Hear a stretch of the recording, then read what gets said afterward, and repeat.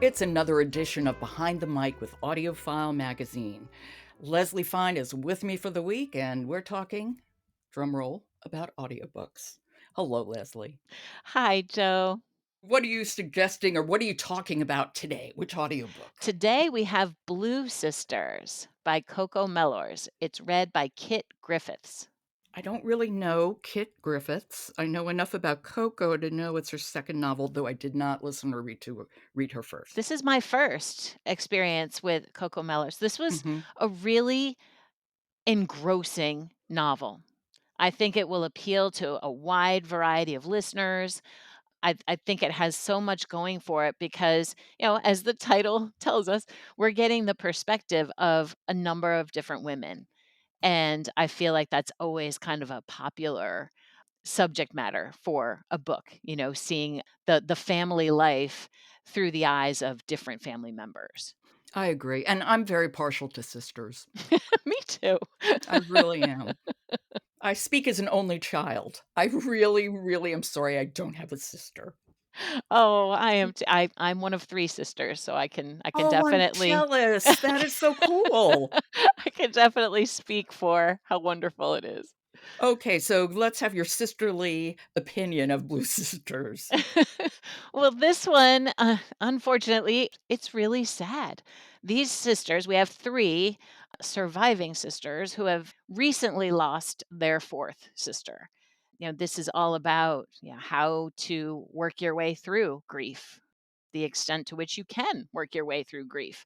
And they have their own issues that they're dealing with also, and their grief kind of comes out through, addiction issues and things like that.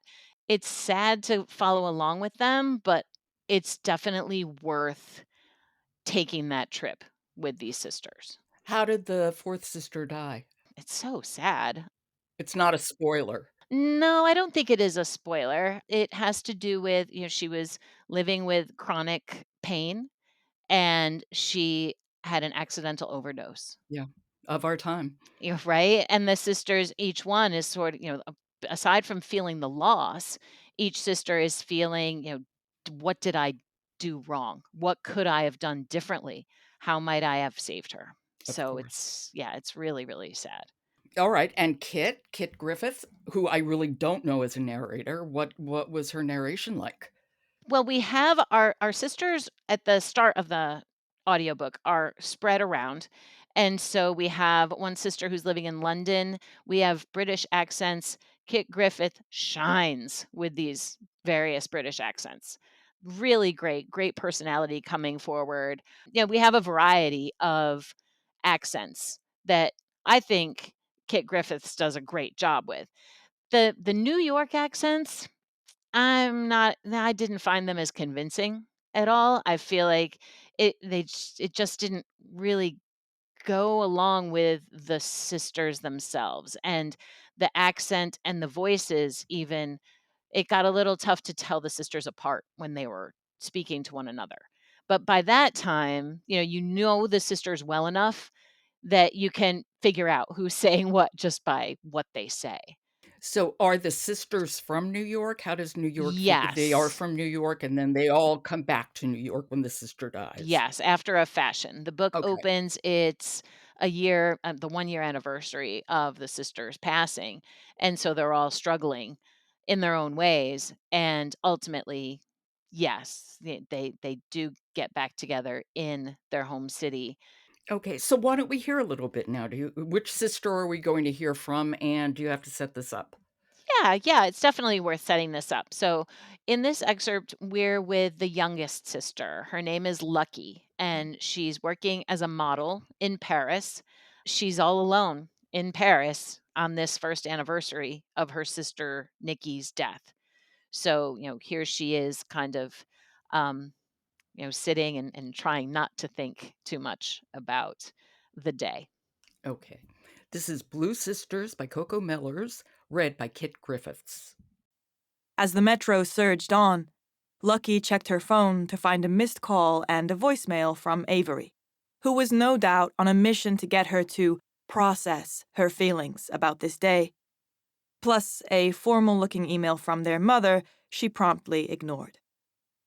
She missed the New York subway, with its filth, reliable unreliability, and lack of cell service.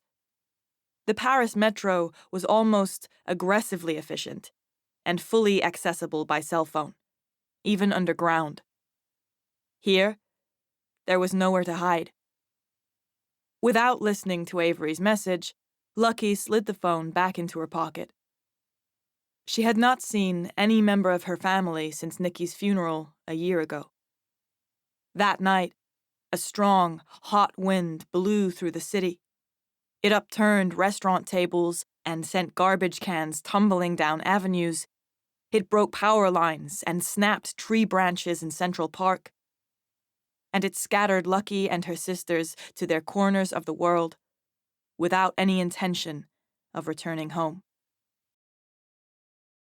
I very much like the writing, but the accent, and I'm not sure why it is a New York accent for Lucky who's in Paris, but it seems a little performative to me. Like, I'm noticing the accent.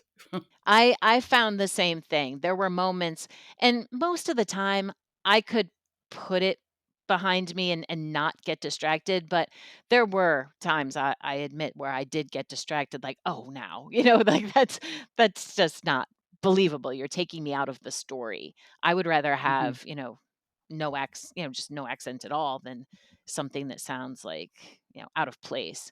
But the story is I think gripping enough that you can really set that aside and just get into the characters and really sort of empathize with them.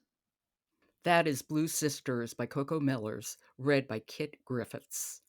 Thank you so much, Leslie. Thank you, Joe. I'll talk to you tomorrow. Sounds great. Don't forget to stop by audiofilemagazine.com where you can find reviews for literally hundreds of audiobooks so you can make an informed listening choice. I'm Joe Reed. I'll talk to you tomorrow.